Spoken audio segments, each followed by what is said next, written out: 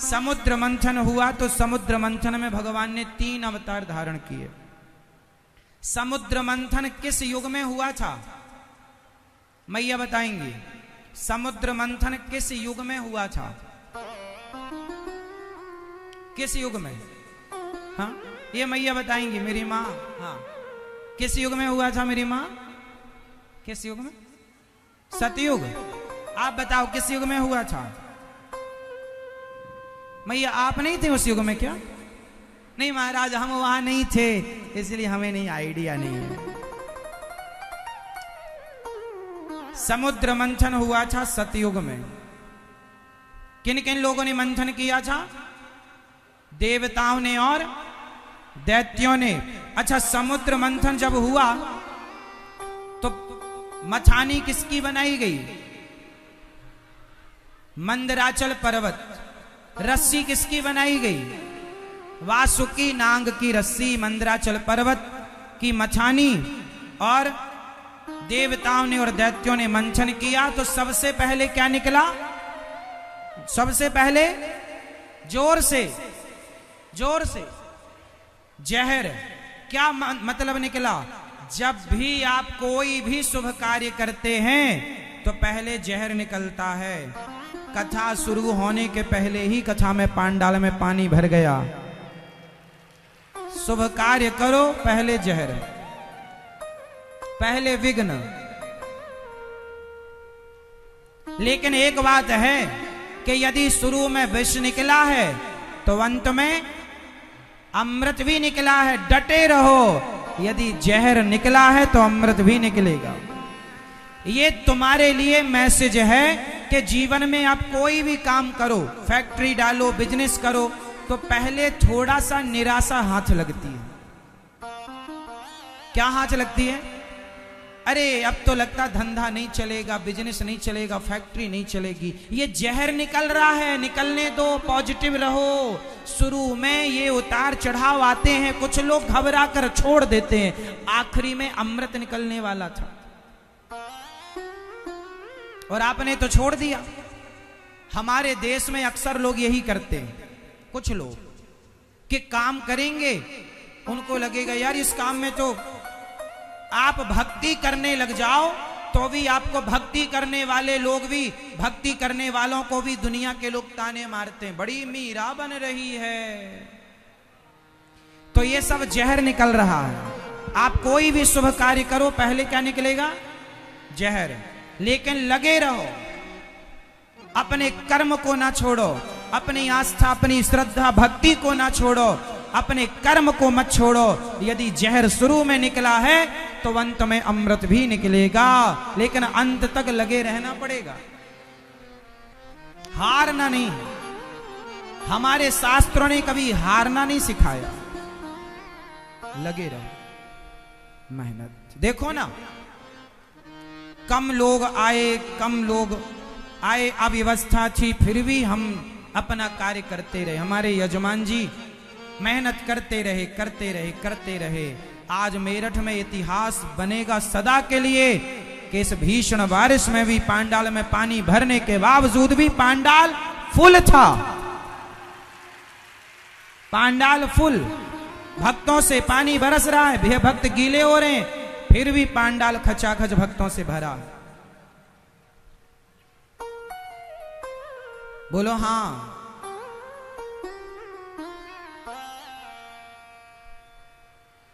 2 feet 3 feet पानी। आज तो कम पानी भरा, शुरू दिन तो और ज्यादा था। तो पहले क्या निकलेगा? जहर। दूसरे नंबर पर क्या निकली? अच्छा, जहर किसने पिया? भोलेनाथ ने। देवताओं ने पिया अमृत और शंकर जी ने पिया विष, जहर। तो बताओ, अमृत पीने वाले बड़े हुए कि जहर पीने वाले? देवता अमृत पिए तो देवता देव कहलाए, शंकर जी जहर पिए तो देवाधिदेव महादेव कहलाए। अमृत पीने वाला बड़ा ना होता साहब, बड़ा ना होगा। समाज का कड़वा घूंट पीने वाला व्यक्ति महान होता। हर परिस्थिति में भी संतुलित रहे, धैर्य धारण करे वो व्यक्ति महान होता है। इसलिए कभी किसी भी परिस्थिति पर आप अपना धैर्य ना खोएं, संतुलन ना खोएं। भगवान परीक्षा लेते हैं, पास होते हैं। इसलिए समुद्र मंथन में जहर निकला, शंकर जी ने पिया, कामधेनु गाय। कौन निकली? गाय। संतों ने लिया। आप भी गाय की सेवा करते हो? करो। घोड़ा निकला, उच्चैश्रवा नाम का घोड़ा, हाथी ऐरावत नाम का हाथी। लक्ष्मी जी निकली, नारायण ने वर्ण किया। हयग्रीव भगवान ने अमृत लेकर प्रकट हुए और अमृत लिए तो दैत्यों ने छीन लिया। फिर मोहिनी भगवान ने अमृत का बंटवारा ठीक ठीक से कराया, देवताओं को पिलाया अमृत और राक्षसों को पानी पिलाते रहे। बस मुस्कुरा दे उनकी तरफ देख के, वो इतने ही में खुश थे। तुम तो मुस्कुराते रहो हमें देख के बस। राक्षसों को भगवान ने अमृत नहीं पिलाया, क्यों? कारण था कि अच्छे लोग अमर हो जाएं, अच्छी बात है। बुरे लोग अमर हो जाएंगे तो ये सारी जिंदगी गलत काम करेंगे। इसलिए अच्छे आदमी के पास पैसा आएगा तो वो अच्छे काम में लगाएगा, बुरे आदमी के पास पैसा आएगा तो बुरे काम में लगाएगा। इसलिए भगवान से प्रार्थना करो कि भगवान सदा अच्छे लोगों को ही धन दें, ताकि वो सदा धन से धर्म करते रहें। जैसे कि हमारे भैया श्रीमान राजेश सिंघल जी, विपिन जी है ना, श्वेता ज्वेलर्स, मीरा ज्वेलर्स, भगवान से प्रार्थना कि इन्हें धन दें, क्योंकि इन्हें धन मिलेगा तो ये धन से देखो समाज की सेवा कथा के द्वारा कर रहे हैं, खूब सारी सेवाएं करते हैं ये। अच्छे लोगों के पास धन होगा तो उनका धन कहां खर्च होगा? धर्म में। और गलत आदमी के पास, मेरठ में पैसे वालों की कमी थोड़ी है क्या? एक से बढ़कर एक है, लेकिन पैसा आपके पास कितना है मायने नहीं रखता, आप अपने धन को धर्म से कितना जोड़ते हैं ये मायने रखता। इसलिए अपने बच्चों को ये संस्कार देकर जाना विरासत में कि बेटा जो कमाना उसका 5% 4% सदा परोपकार के लिए रखना, इससे धन में सदा वृद्धि होगी। यदि धन से आप धर्म करना बंद कर देंगे तो आप देख लेना कि आप माइनस हो जाएंगे। धन तब बढ़ता है जब धर्म होता है। इसलिए धन से क्या करना चाहिए? आपको धर्म करना चाहिए। हमारे भैया श्री राजेश भैया जी वृंदावन में वृद्ध माओं के लिए भी इन्होंने बहुत सारी सेवाएं की। ठाकुर जी की सेवा, ये जो सिंहासन बैठे हैं ठाकुर जी को बैठने के सिंहासन की सेवा भी इन्होंने ही की है। जिस सिंहासन पर ठाकुर जी सुशोभित हो रहे हैं, सिंहासन इन्होंने ही बनाकर ठाकुर जी को भेंट किया। तो ये सेवा करते रहते हैं। और भी तमाम सेवा, ये भागवत जी के लिए सेवा इन्होंने दी। तो ये सेवाओं से जुड़े हैं और करते रहते हैं। इसलिए अच्छे लोगों के लिए भगवान से यही प्रार्थना, प्रभु अच्छे लोगों को धन धान्य से भरते रहिए, ताकि ये धन को धर्म से जोड़ते रहें। आप भी अपने धन को यथा शक्ति यथा सामर्थ्य जोड़िएगा। मैंने अपने जीवन में अनुभव किया है कि जो व्यक्ति धर्म की भावना रखता है उसके जीवन में कभी संकट नहीं आता। क्या नहीं आता मेरी मां? संकट। जीवन में जब आपको भगवान कुछ देने के लायक बनाए तो खुशी से दीजिएगा। जब मैं छोटा था तो मुझे याद है कि मैं अपने गांव में ना, बचपन में गांव में घर घर जाके भिक्षा मांगा करता था। एक बार मैं किसी के घर भिक्षा मांगने गया तो उन्होंने कह दिया, पंडित जी बाद में आना। उन्होंने क्या कहा? पंडित जी बाद में आना। शायद उनका मन देने का, और देता क्या था आदमी? जरा से कटोरी में चावल, जरा सा मुट्ठी 2 मुट्ठी आटा, यही मिलता था भिक्षा में। हम बचपन में भिक्षा मांगते थे, भीख मांगते थे। एक सज्जन ने एक मैया ने कह दिया महाराज बाद में आना, मतलब वो टालना चाहती थी। साहब मेरा सिद्धांत था कि जो देगा उसके पास जाऊंगा, देने का मन नहीं है। मैं दोबारा जब भी रोज रोज नहीं, कभी कभी भिक्षा मांगने, अच्छा भिक्षा हम मांगते तो थे पर मांग कर ले आते थे। आटा मिलता था भिक्षा में, चावल मिलता था और दाल मिलती थी। अक्सर दाल चने की ज्यादा मिलती थी। तो हमारे यहां जब तक वो आटा चलता था तब तक हम दोबारा भिक्षा में नहीं जाते थे। भाई है, ज्यादा मांग के रखेंगे तो खराब हो जाएगा। कोई बेचने की भावना थी नहीं कि बेच के पैसे लाना ही नहीं, खाने के लिए लाते थे मांग कर। तो आटा 10-15 दिन चलता था, तो जब तक चलता था तो नहीं जाते थे। खत्म हो जाए तो खत्म होने के 2 दिन पहले फिर भिक्षा में निकल जाते थे। माँ बता दिया करती थी कि अब राशन खत्म हो रहा, जाओ भिक्षा ले आओ। तो भिक्षा लेने हम जाया करते थे। तो पिछली बार जिसने मना कर दिया कि महाराज बाद में आना, सच्ची बताएं हम दूसरी बार गए, तीसरी बार गए, हर 15 दिन में जाते थे, लेकिन उस घर में नहीं जाते थे। एक दिन वो घर की मालकिन हमें मिल गई। पंडित जी आप हमारे घर आते नहीं है भिक्षा लेने? क्या करें मैया, गुजारा हो जाता है, सब मिल जाता है। उसके बाद में उनके घर कभी नहीं गया। एक दिन वो रोती रोती आई, बोले आप हमारे घर भिक्षा लेने नहीं आते। क्या करें मैया, आपके घर आप बिजी रहती हो, काम में आप व्यस्त रहती हो, क्या करें। बोले अब की बार आना। हमने कहा नहीं, अब हो जाता, ठाकुर जी देते हैं। तो फिर उन्होंने, उनका भाव अब बना, अब उन्हें लगा कि देना चाहिए या जो भी प्रेरणा, पर हम गए नहीं। इससे एक सीख ली है हमने, आप लोग लेंगे कि नहीं? यदि ईश्वर ने हमें देने लायक बनाया है तो जरूर देना, क्योंकि देने लायक विधाता ने बनाया है। देने की सामर्थ्य किसके अंदर, किसने दी है? ईश्वर ने। यदि उसने देने के लायक ना बनाया होता तो बताओ आप क्या देते? आप दे रहे हैं, इस अभिमान को हटा दीजिए। आपसे ईश्वर दिला रहे हैं, ये सही है। हम और आप कुछ नहीं है करने वाले, इसलिए ये अभिमान ना रखो। यदि आपके घर कोई भिक्षा मांगने आए तो समझ लेना कि इस रूप में भगवान आ रहे हैं। आपके घर की कोई भिक्षा ले रहा है तो ये आप पर बिहारी जी की कृपा है, वरना आज के जमाने में कौन किसके घर भिक्षा मांगने जाता है। लोग बचपन में अलग चावल दिया करते थे, मोटे चावल, टूटे चावल। अपना खाने का चावल अलग था, दान में देने का चावल अलग था। मैं बचपन में एक सपना लेकर चलता था। सपने तो मैंने भी बचपन में देखे हैं। मैंने कभी गाड़ी बंगले के सपने नहीं देखे कि मैं बड़ा होकर गाड़ी खरीदूंगा, बंगला लूंगा, ये कोई सपना नहीं। मैं बचपन में भिक्षा मांगने जाता था, तब मेरे मन में एक सपना था कि बड़ा होऊंगा तो एक अन्य क्षेत्र शुरू करूंगा, जहां पर कोई भी आए सबको भरपेट भोजन कराऊंगा। मुझे खिलाने का, भोजन कराने का बड़ा शौक था बचपन से। आप आश्चर्य मानेंगे, मैं स्वयं बनाकर खिलाता था। मैं आज भी, आज मतलब 2023 की आज की तारीख में भी मैं 500 और 1000 लोगों का भोजन कुछ ही घंटे में तैयार कर सकता हूं। आज भी मेरे अभ्यास है।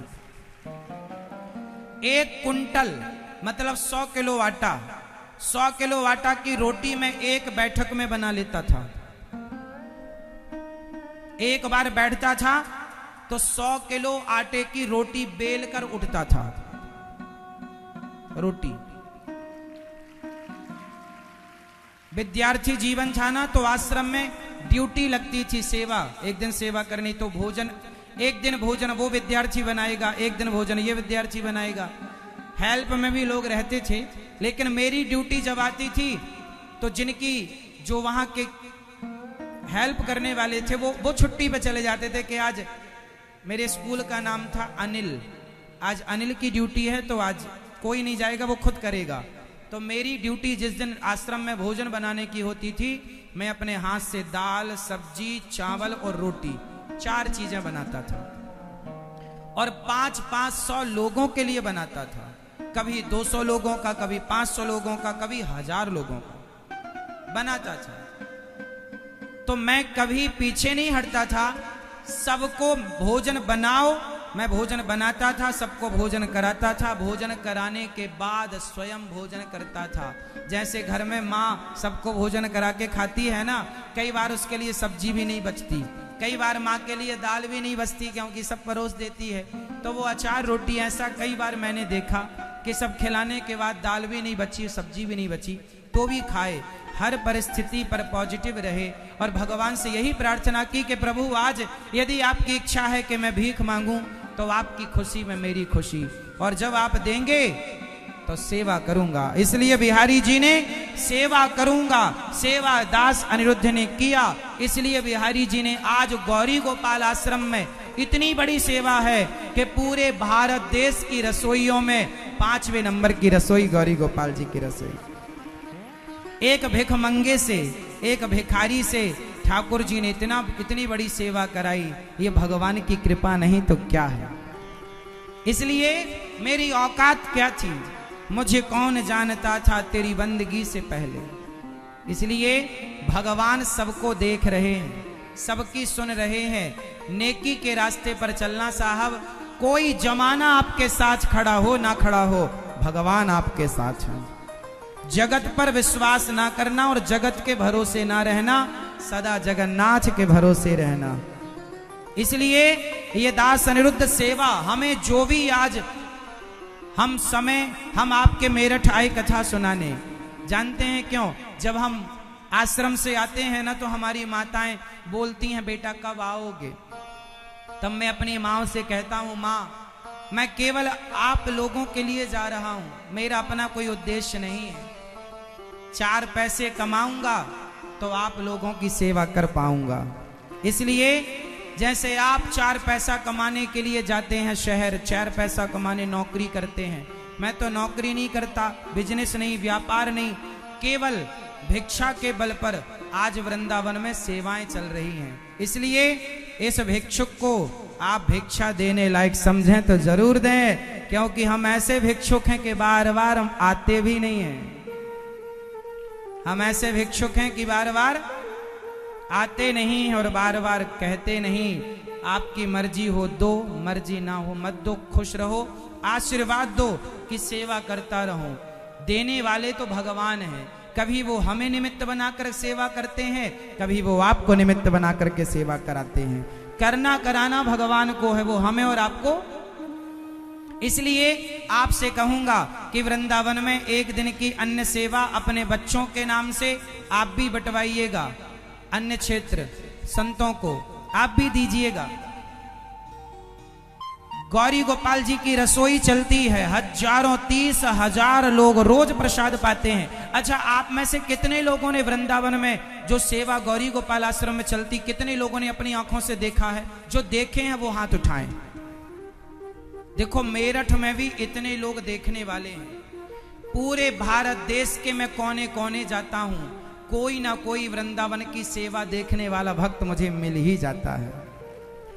इसलिए जो लोग नहीं आए, मैं आप मेरठ वासियों से हाथ जोड़कर कहता हूं वृंदावन आना, पहले गौरी गोपाल आश्रम में चल रही सेवाओं को अपनी आंखों से देखना और देखने के बाद लगे तो सेवा में सहयोग करना कि हाँ यहां सेवा हो रही है। 30,000 लोग रोज प्रसाद पाते हैं निःशुल्क, 1 रुपए चार्ज नहीं है किसी का। भैया ने तो देखा है कई बार, अपने हाथ से बांटकर सेवा भी की है। तो आप भी सेवाएं करो, जुड़ो अच्छे कार्यों से। अच्छे कार्य हमारे संग चलेंगे, अच्छे कार्य हमारे साथ जाते हैं, है ना। वृंदावन में अन्नदान के अतिरिक्त तो वृद्ध माओं की सेवा हो रही है। वो माएं जिन माओं को बेटों ने घर से दुत्कार दिया, निकाल दिया, धक्के मार दिए, बेसहारा असहाय माँ कहाँ जाएं, उन माओं के लिए भगवान ने प्रेरणा दी कि बेटा अनिरुद्ध तुम हाथ बढ़ाओ। और इन माओं के लिए मैंने आप लोगों से भिक्षा मांगी, आप लोगों ने दी। आपके सहयोग से आज 265 माताएं गौरी गोपाल आश्रम में रह रही हैं।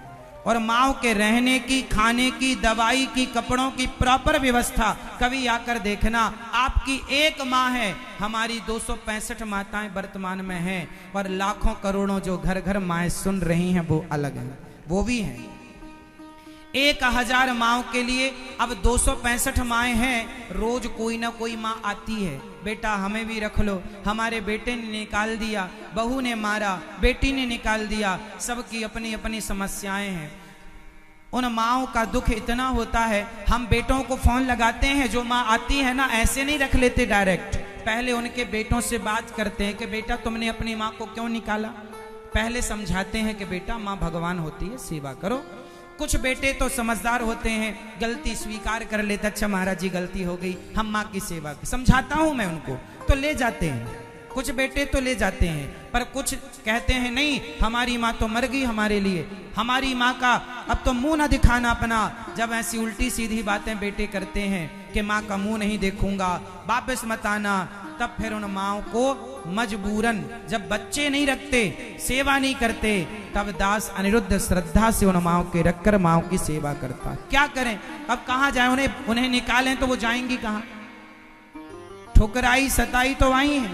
इसलिए आप अपने घर में बड़े से कमरे में रहते हैं, बड़े से बंगले में रहते हैं, एक छोटा सा कमरा बनवाकर उन वृद्ध माओं के लिए भी आप जरूर देना, यदि देने के लायक ईश्वर ने बनाया है तो। नहीं बनाया तो भगवान से प्रार्थना करो कि विधाता हमें से लायक बनाओ कि हम भी किसी बेसहारा माँ का सहारा बन सकें, तो ईश्वर आपको लायक बनाएंगे। तो आप लोग यदि लायक हैं तो सेवा करना, लायक नहीं है तो भगवान से प्रार्थना करना। आप भी एक कमरे का सहयोग मेरठवासी कर सकते हैं, कमरे का नहीं तो कमरे की छत डलवाओ, एक कमरे की छत का सहयोग आप कर सकते हैं, एक कमरे की छत का योगदान आप करें, या एक माँ को गोद लेकर जीवन भर रोटी देने का संकल्प करें। ऐसी सेवाएं चल रही हैं, आप जुड़ें। अभी वृंदावन में एक गुरुकुल की स्थापना हुई है, अभी बच्चों की भर्ती हुई है, एक गुरुकुल बना वृंदावन में, गौरी गोपाल गुरुकुल। उस गुरुकुल में जो हमारी भारतीय शिक्षा रही है वेद और विज्ञान की, वो लुप्त होती चली गई। उस विद्या को बचाने के लिए, उस भारतीयता को बचाने के लिए एक गुरुकुल बन रहा है, बन गया मतलब काम तो सालों तक चलेगा, पर छोटा सा तैयार कर लिया है जहां बच्चे रह करके अपने पढ़ाई लिखाई शुरू करेंगे। तो अभी 100 बच्चे इस वर्ष रह रहे हैं। अभी आप आइएगा तो मैं आपको विद्यार्थियों का दर्शन कराऊंगा। 100 बच्चे, एक भी रुपया शुल्क नहीं, बच्चों को रहने की, खाने की और शिक्षा की पूरी व्यवस्था गौरी गोपाल आश्रम में। ये भिखारी जो है ना, भीख मांग मांग कर केवल राष्ट्र की सेवा करते जा रहा है, वो सेवा जिस सेवा की आज देश को जरूरत है। यदि शिक्षा रहेगी, संस्कार रहेंगे तो सब रहेगा। इसलिए वहां पढ़ने वाले बच्चों को वेद, व्याकरण, पुराण, जो भारतीय सब्जेक्ट थे हमारे, दर्शन, वो पढ़ाए जाएंगे और पढ़कर परम संस्कारी होंगे और समाज को वो बच्चे बड़े उपयोगी बनकर, आप देखेंगे कुछ वर्ष बाद कि वो बच्चे क्या करते हैं।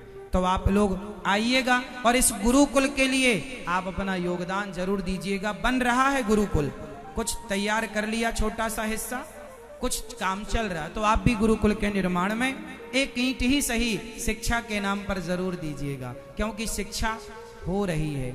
आप जितना सुन रहे हैं वो सब आकर देख सकते। मेरी एक भी बात यदि झूठी पाए आप लोग तो तलवार आपकी होगी और सिर हमारा होगा।